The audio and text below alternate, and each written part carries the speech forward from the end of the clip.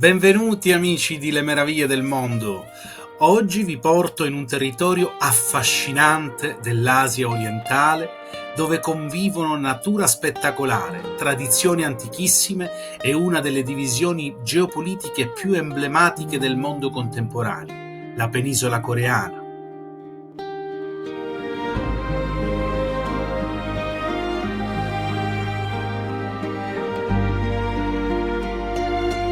Una penisola, due stati, Corea del Nord e Corea del Sud, due sistemi opposti, una radice culturale comune.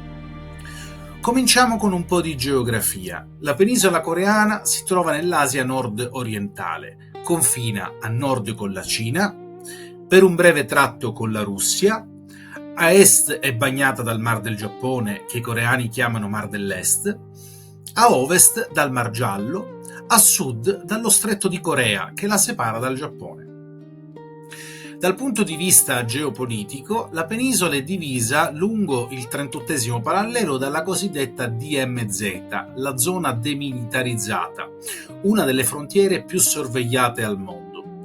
A nord troviamo la Corea del Nord, a sud troviamo la Corea del Sud. Per oltre un millennio la Corea fu unita. Tra i tre regni antichi spiccò il regno di Silla, con capitale Gyeongju, oggi un museo a cielo aperto. Nel 1392 iniziò la dinastia Joseon, che governò per oltre 500 anni, lasciando in eredità palazzi, cultura confuciana e l'alfabeto coreano. Nel 1910 la Corea fu annessa al Giappone. Dopo la Seconda Guerra Mondiale, la penisola venne divisa tra influenza sovietica a nord e americana a sud. Nel 1950 scoppiò la Guerra di Corea. Dal 1953 esiste solo un armistizio. Ufficialmente il conflitto purtroppo non è mai terminato. Nonostante la divisione politica, la lingua è la stessa, il coreano. L'alfabeto si chiama Hangeull, creato nel XV secolo sotto il re Sejong, è considerato uno dei sistemi di scrittura più scientifici al mondo. Esistono però alcune differenze linguistiche. In Corea del Sud si utilizzano molti prestiti inglesi. In Corea del Nord il linguaggio è più puro, tra virgolette, e meno influenzato da termini stranieri. La lingua resta comunque uno dei simboli più forti dell'identità condivisa. Iniziamo con la Corea del Nord. La capitale della Corea del Nord è Pyongyang. È uno stato a partito unico con un sistema politico fortemente centralizzato. Dal punto di vista geografico, il territorio è prevalentemente montuoso. Il simbolo naturale è il monte Paektu, vulcano sacro al confine con la Cina. Le coste sono frastagliate e poco urbanizzate. Il turismo è rigidamente controllato. Curiosamente, la DMZ, o zona demilitarizzata, è oggi diventata un rifugio naturale per specie rare, proprio perché l'assenza di presenza umana ha favorito la biodiversità.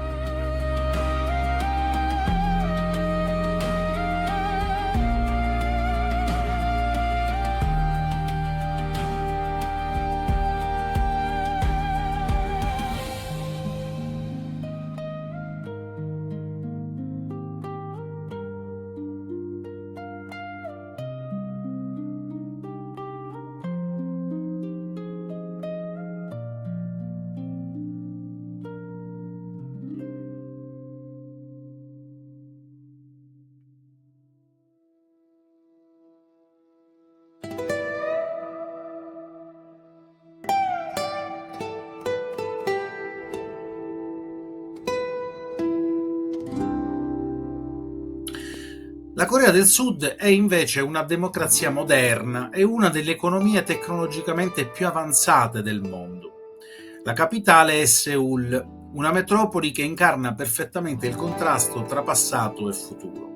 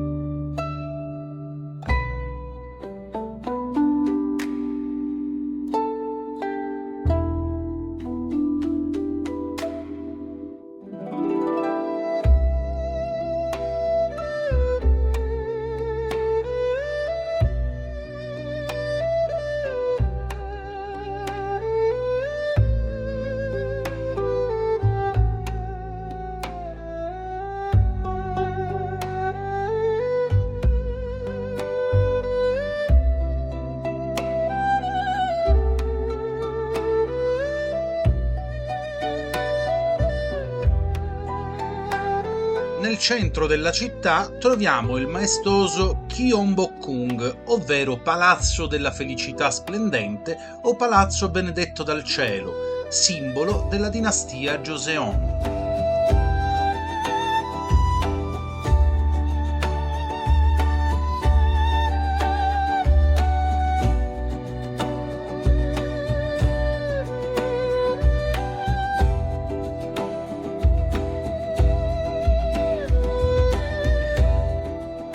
Il quartiere di Bukchon, che significa letteralmente villaggio del nord, conserva le case tradizionali Hanok.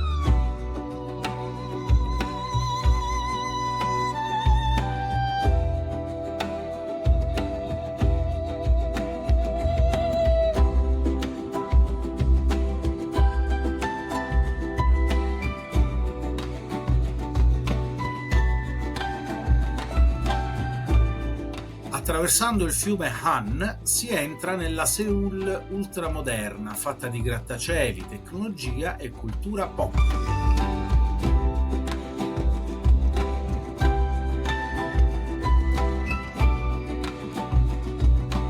La Corea del Sud è montuosa per oltre il 70%. Il monte Seorak è celebre per i suoi colori autunnali.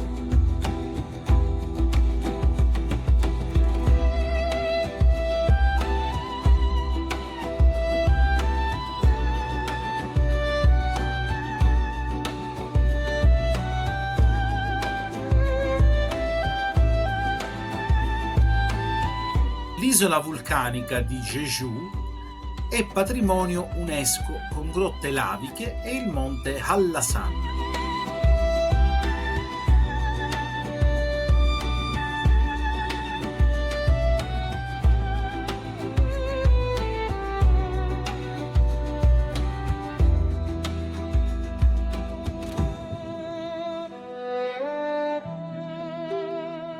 Più isolata e meno conosciuta è Ullungdo, selvaggia e autentica.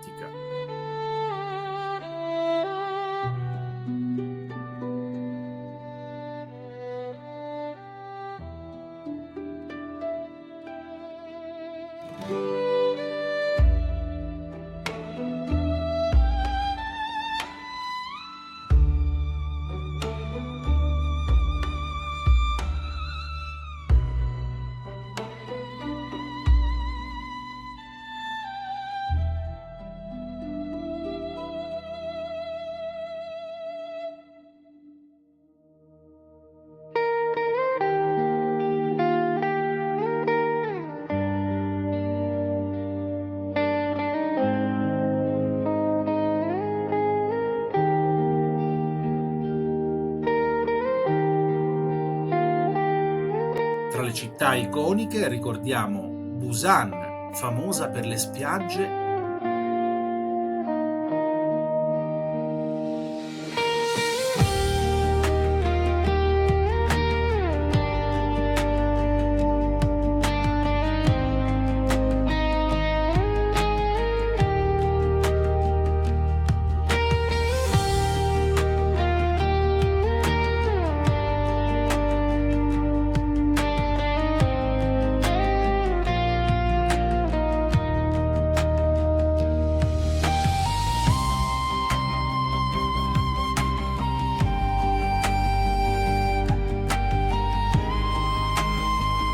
e il tempio sul mare, le Donggyeonginsa.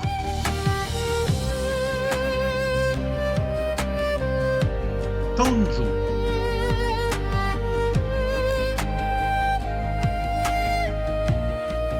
patria del bibimbap, un piatto tipico che si presenta come un misto di bap, un riso o altro cereale bollito fino a completa essiccatura dell'acqua, e verdure, e talvolta uova e carne di manzo o pollo con l'aggiunta di gochujang, pasta di peperoncino, olio di semi di sesamo e salsa di soia o pasta di soia.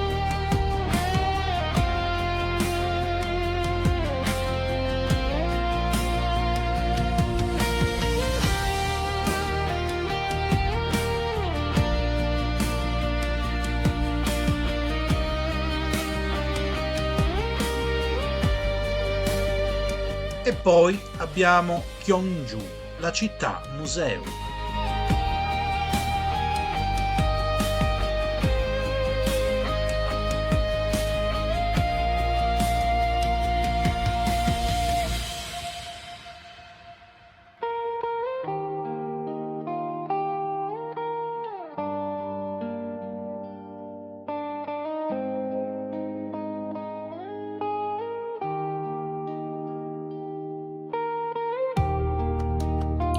Le festività tradizionali come Seolal e Chuseok sono celebrate in entrambe le Coree. Il Seolal è il capodanno lunare coreano ed è una delle feste più importanti della Corea. Si celebra secondo il calendario lunare, di solito tra gennaio e febbraio.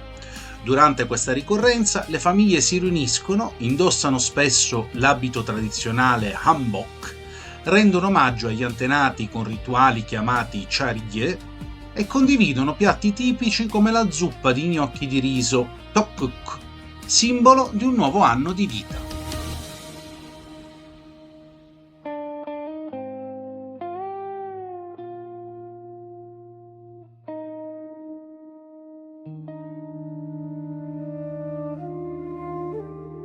Il Chuseok è la grande festa del raccolto coreana, spesso paragonata al Thanksgiving, il giorno del ringraziamento. Si celebra in autunno, nel 15° giorno dell'8° mese lunare.